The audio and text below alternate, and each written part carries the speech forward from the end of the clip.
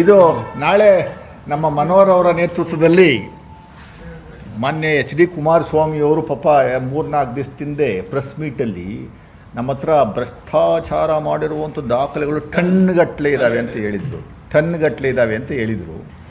ಆ ಟನ್ಗಟ್ಟಲೆ ಇರುವಂಥ ದಾಖಲೆಗಳನ್ನು ತರುವಂಥದ್ದಕ್ಕೆ ನಮ್ಮ ಮನೋಹರ್ ಅವರ ನೇತೃತ್ವದಲ್ಲಿ ಒಂದು ಲಾರಿ ಟ್ರಕ್ ಮಾಡಿ ಬೆಳಗ್ಗೆ ಎಷ್ಟು ಗಂಟೆಗೆ ಸರ್? 11:15 ಬೆಳಗ್ಗೆ 11:15 ನಮ್ಮ ಕಾಂಗ್ರೆಸ್ ಕಚೇರಿ, ಇದರಲ್ಲಿ ಹಳೇ ಕಾಂಗ್ರೆಸ್ ಕಚೇರಿ, ರೇಸ್ ಕೋರ್ಸ್ ಹತ್ರ ಇರುವಂಥ ಹಳೇ ಕಾಂಗ್ರೆಸ್ ಕಚೇರಿಯಿಂದ ಲಾರಿ ಟ್ರಕ್ನ ತಗೊಂಡು ಅವರ ಕಚೇರಿಗೆ ಹೋಗ್ತೀವಿ ನಾವು.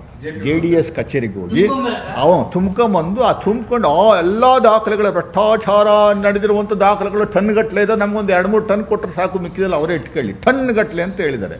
ಆ ದಾಖಲೆಗಳನ್ನ ತಗೊಂಡು ಗವರ್ನರ್ ಕಚೇರಿಗೆ ತಲುಪಿಸುವಂಥ ಕೆಲಸವನ್ನು ಮಾಡ್ತೀವಿ. 11:15 ನಾವು ಗಾಡಿನ ತಗೊಂಡು ಹೋಗ್ತಾ ಇದ್ದೀವಿ. ಕುಮಾರಸ್ವಾಮಿ ಅವರಿಗೆ ಮೆಸೇಜನ್ನು ನಾವು ಹಾಕಿದ್ದೀವಿ, ದಯಮಾಡಿ ನಿಮ್ಮ ದಾಖಲೆಗಳನ್ನು ರೆಡಿ ಮಾಡಿ ಇಟ್ಕೊಳ್ಳಿ ಸರ್, ಬಂದು ತಗೊಂಡು ಹೋಗ್ತೀವಿ. ನಾವೇ ತಗೊಂಡು ಅಲ್ಲ, ಅವರು ಅಲ್ಲೇ ಇಟ್ಟಿದ್ದಾರೆ ಅಂತ ಹೇಳಿದ್ರು. ಯಾವ ಗುಡನಲ್ಲಿದ್ದರೂ ಆ ಗುಡನ್ಗೆ ಹೋಗ್ತೀವಿ.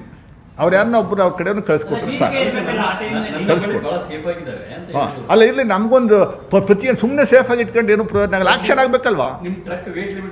ಅಲ್ಲಲ್ಲ, ಆ್ಯಕ್ಷನ್ ಆಗಬೇಕಲ್ಲ. ಅದಕ್ಕೋಸ್ಕರ ಅವ್ರ ಕೈಲಿ ಕೊಡೋಕ್ಕಾಗಲಿಲ್ಲ ಅಂದರೆ ನಾವೇ ತಗೊಂಡೋಗಿ ಗವರ್ನರ್ ಕೊಡುವಂಥ ಕೆಲಸವನ್ನು ಮಾಡ್ತೀವಿ.